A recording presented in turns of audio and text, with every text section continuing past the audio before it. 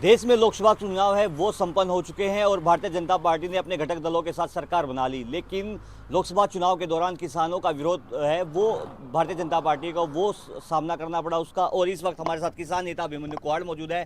कुहाड़ साहब, एक बार फिर एक्शन मोड में है वो किसान नजर आ रहे हैं। देश में लोकसभा चुनाव है वो खत्म हो चुके हैं, अब हरियाणा में विधानसभा चुनाव की बारी है, क्या रणनीति है वो आप लोग बना रहे हो? देखो, रणनीति ये है कि सबसे पहले तो 8 तारीख को भारतीय जनता पार्टी के 240 सांसदों को छोड़ के बाकी सभी सांसदों को हम बड़ी संख्या में इकट्ठे होकर अपना मांग पत्र देंगे, अपना डिमांड चार्टर देंगे और उनसे स्पष्ट मांग करेंगे कि यदि आप सच में किसानों के साथ हैं, जैसा कि आपने अपनी पार्टियों के मैनिफेस्टो में जिक्र किया था चुनाव से पहले, तो आगामी मॉनसून सत्र में संसद के अंदर आप एमएसपी गारंटी कानून पे प्राइवेट बिल आप लेके आइए। और यदि आप प्राइवेट बिल लेके आते हैं तो कम से कम वोटिंग तो होगी, ये तो पता लग जाएगा कौन हमारे साथ है कौन हमारे खिलाफ हो, पास हो पाए ना हो पाए वो बाद की बात है। और अगर ये वो प्राइवेट बिल लेके नहीं आते तो कहीं ना कहीं हमें फिर ये मानने पे मजबूर होना पड़ेगा कि जब बात पॉलिसी की आती है तो ये सारी पार्टियां एक समान है। अब जहां तक बात रही उससे आगामी कार्यक्रम की, 17 तारीख को हमारा भी एक साथी 28 मार्च से नवदीप है, जो नवदीप जलबेड़ा अम्बाड़ा की जेल में बंद है, उसको बहुत ज़्यादा टॉर्चर किया गया है वहाँ के पुलिस द्वारा, सीआईए की टीमों द्वारा। ये लोकतंत्र में ये कहीं से ये चीज़ ठीक नहीं है। ठीक है, कोई बात नहीं, हम शांतिपूर्ण आंदोलन कर रहे हैं, पुलिस ने गिरफ्तार कर लिया, वो कोई बात नहीं। हमारे ऊपर भी इस आंदोलन की अगर बात करें, इस प्रेजेंट आंदोलन में हमारे ऊपर 4 मुकदमे इन्होंने झूठे मुकदमे कर रखे हैं, 307 के कर रखे हैं, एक आर्म्स एक्ट का मुकदमा कर रखा है।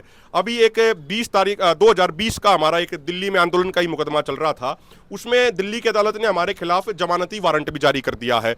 डल्लेवाल साहब के ऊपर भी है, हमारे यूपी के लीडर हैं उनके ऊपर भी, हरपाल चौधरी जी के ऊपर भी है, हमारे ऊपर भी है।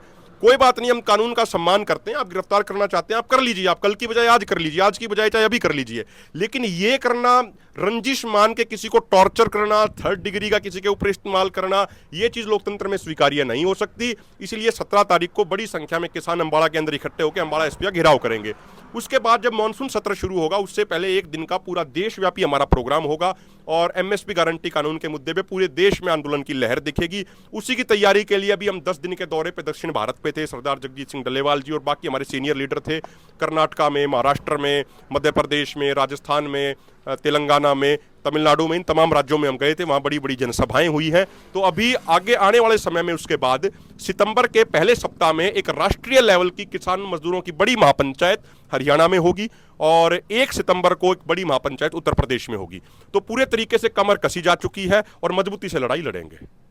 अभिमन्यु जी, मेरा सवाल आपसे एक बार फिर वही है कि राकेश टिकैत, गुरनाम सिंह जिडोनी जो ग्रुप है, भारतीय किसान यूनियन टिकैत ग्रुप, भारतीय किसान यूनियन चिडोनी ग्रुप, क्या उनका भी साथ है वो लिया जा रहा है? देखो, हम किसानों का साथ ले रहे हैं, किसानों का साथ लेना जरूरी है, मजदूरों का साथ लेना जरूरी है, उनको मुद्दे समझाने जरूरी हैं, वो काम हम कर रहे हैं। गुटबाजी जो गुटबाजी है वो खत्म हुई है या नहीं हुई है किसान नेताओं के बीच में? किसानों में कोई गुटबाजी नहीं है। जहां तक आपकी बात रही, मैं एक साधारण सा एग्जांपल दे देता हूं, लोगों को समझना चाहिए। अभी लोकसभा चुनाव हुए, मान लीजिए मुकाबला ए और बी के बीच में है, किसी भी चीज का मुकाबला मान लीजिए ए और बी के बीच में है। कोई व्यक्ति आता है वो कहता ना जी मैं तो सी को सपोर्ट करूंगा, ठीक है, यानी इनडायरेक्टली ए को फायदा पहुंचाया जा रहा है। ए सत्ता में है, बी विपक्ष में है और सी भी विपक्ष में। कोई आगे कहता है कि ना भाई मैं सी को फायदा पहुंचाऊंगा, इसका मतलब इनडायरेक्टली ए को ही फायदा पहुंचाया जा रहा है। कुछ लोगों ने ये करने का प्रयास किया ना प्रयास, लेकिन क्या नतीजा रहा? नतीजा तो कुछ भी नहीं रहा। लोग पहचान गए, लोग समझ गए। जब हमारी यात्रा चल रही थी लोगों ने हमसे ये सवाल किया कि भाई आप किसी राजनीतिक पार्टी का सपोर्ट तो नहीं करते? हमने कहा हम किसी राजनीतिक पार्टी का सपोर्ट करने नहीं आए, हम तो सिर्फ ये कहने आए हैं कि जो सत्ता पक्ष में जो लोग बैठे जिन्होंने हमारे साथ गलत किया, हमें उनका विरोध करना है। और सत्ता में चाहे बीजेपी हो चाहे कांग्रेस हो, उदाहरण के तौर पर मान लीजिए विधानसभा चुनाव के बाद कांग्रेस की सरकार बन जाती है या इनेलो की सरकार बन जाती है या किसी 3rd पार्टी की सरकार बन जाती है, मान लीजिए, मैं आपसे वादा करता हूं, आपके चैनल पे, आपका एक प्रतिष्ठित चैनल है, नई सरकार बनने के बाद भी अगर उन्होंने कुछ गलत किया, समाज के खिलाफ किया, तो सबसे पहले अपने हाथ में झंडा लेके उनका विरोध करते हुए आप हमें देखेंगे। ये हमारी कन्विक्शन है, ये हमारा अपना पक्का अपना दृढ़ निश्चय है कि हम गलत के खिलाफ खड़े होंगे। अभी विपक्ष ने आवाज है वो किसानों की है, वो पहले ही सत्र में है वो उठाई, उसको किस तरह से देखते हो? ये पॉजिटिव स्टेप है, पॉजिटिव डेवलपमेंट है। और आप देखिए जिस तरीके से विपक्ष के नेता राहुल गांधी जी ने मुद्दे उठाए, चाहे वो एमएसपी गारंटी कानून का मुद्दा हो, चाहे वो किसान मजदूरों की कर्ज मुक्ति का मुद्दा हो, चाहे वो हमारा लैंड एक्विजिशन बिल वाला मुद्दा हो, उसके ऊपर जवाब भी दिए भारतीय जनता पार्टी के नेताओं ने, शिवराज सिंह चौहान जी ने भी बोला, अमित शाह जी ने भी बोला, सब ने इन्होंने बोला। लेकिन कम से कम एक पॉजिटिव डेवलपमेंट ये हुई कि भारत की सबसे बड़ी पंचायत में अब हमारी बात होने लग गई है। पहले सिर्फ सड़क तक सीमित थी। इसमें मैं ये जरूर कहना चाहूंगा, देखिए जो विपक्ष ने मुद्दे उठाए वो जायज मुद्दे थे, वो जेन्युइन मुद्दे थे। सत्ता पक्ष ने यह कहा कि नहीं नहीं ये गलत जानकारी दे रहे हैं। मुझे लगता है कि हमारी जिम्मेदारी बनती है कि 30 सेकंड में हम आपको बता दें, आपके दर्शकों को भी, कि विपक्ष की बात सही थी या सत्ता पक्ष की बात सही थी। विपक्ष ने कहा, सबसे पहले जमीन अधिग्रहण कानून की बात करी। 2013 में एक बढ़िया जमीन अधिग्रहण कानून हमारे देश में बनाया गया था, जिसके अंदर यह बात थी कि भाई पब्लिक प्राइवेट पार्टनरशिप के तहत जमीन का एक्वायरमेंट होने से पहले 70% किसानों की सहमति ली जाएगी, सोशल इंपैक्ट असेसमेंट कराई जाएगी, कलेक्टर रेट से 4 गुना प्लस ब्याज मुआवजे के तौर पर दिया जाएगा। लेकिन उस कानून को बदलने के लिए 2014 में जैसे ही मोदी जी सत्ता में आए, उसको बदलने के लिए 3 बार संसद में अध्यादेश लेके आए। उस समय राज्यसभा में इनकी मेजोरिटी नहीं थी, ये पास नहीं करा पाए। फिर इन्होंने विधानसभाओं पे छोड़ दिया। 24 अगस्त 2021 को माननीय मनोहर लाल खट्टर जी के नेतृत्व में वो 2013 वाला कानून हरियाणा में बदल दिया गया। अब ना तो सोशल इंपैक्ट असेसमेंट कराई जा रही है, ना 70% किसानों की सहमति ली जा रही है, ना ही कलेक्टर रेट से 4 गुना प्लस ब्याज मुआवजे के तौर पर दिया जा रहा है। अब बात एमएसपी की करोगे, 3 फार्मूले हैं, A2, A2 प्लस FL और C2। Bharatiya Janata party A2 plus FL plus 50% के हिसाब से फसलों की कीमत देने की बात कर रही है, अभी दे रही है। अभी हमारी डिमांड है C2 प्लस 50% के अनुसार, और वही बात डॉक्टर MS स्वामीनाथन जी ने अपनी रिपोर्ट में करी थी।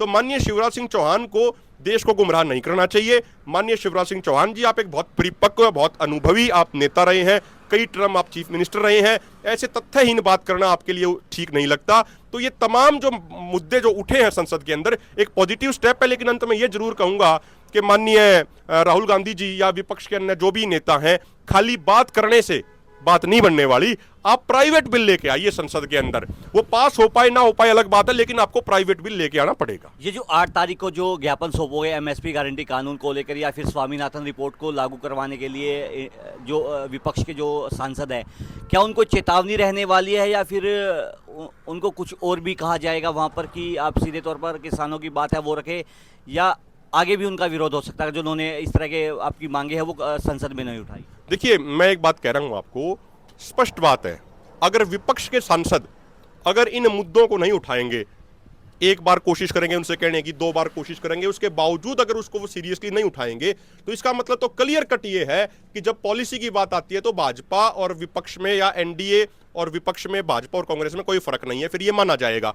और अगर ऐसी स्थिति बनेगी तो फिर हमने विपक्ष के नेताओं से भी सवाल जवाब पूछने पड़ेंगे उनसे। फिर जब वो गांव में आएंगे उनसे भी सवाल पूछेंगे, और जवाब नहीं देंगे तो उनका भी काले झंडे दिखा के फिर विरोध करना पड़ सकता है। क्योंकि हमारी लड़ाई किसी पार्टी से नहीं है, हमारी लड़ाई किसी व्यक्ति से नहीं है। हो सकता है भाजपा को ये लगता हो कि ये हमारे खिलाफ लड़ रहे हैं, हम भाजपा के खिलाफ नहीं लड़ रहे, हम कोई नायाब सैनी जी के खिलाफ नहीं लड़ रहे, हम पहले कोई नरेंद्र मोदी जी के खिलाफ नहीं लड़ रहे। हमारी लड़ाई पॉलिसियों के खिलाफ है, जो माननीय नरेंद्र मोदी जी, मनोहर लाल खट्टर जी, जो भाजपा की जो गलत पॉलिसी हम उनका विरोध कर रहे हैं। अगर कांग्रेस भी गलत पॉलिसियों पे चलेगी तो कांग्रेस का भी विरोध करना पड़ेगा, हमने 2014 से पहले किया भी है।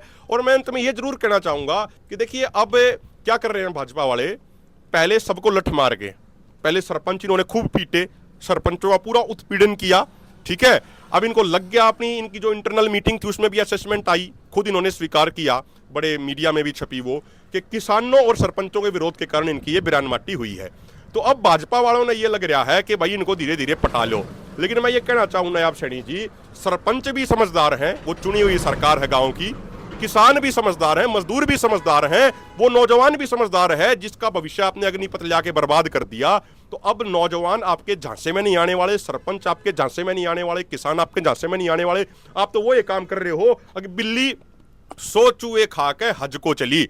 जब इनका लाठी मारी सरपंचा का, जब आपने याद को नहीं आया अगर भाई ये चुनी और सरकार है, हमारे प्रदेश के आदमी, जब तो आप इनका सारे सिर फोड़ने लग रहे थे, किसानों के ऊपर गोली चलाने लग रहे थे। तो अब ये खाली ये झांसे से बात नहीं बनेगी, अब तो लोग समझ चुके हैं। धन्यवाद अभिमन्यु जी। देखिए, अभिमन्यु कोहाड़ा हमारे साथ मौजूद थे, इन्होंने कहा 8 तारीख को जितने भी विपक्ष के सांसद हैं उनको एक ज्ञापन है वो सौंपा जाएगा, ताकि एक प्राइवेट बिल है वो संसद में लेकर आया जाए, ताकि एमएसपी गारंटी कानून पर बात की जा सके।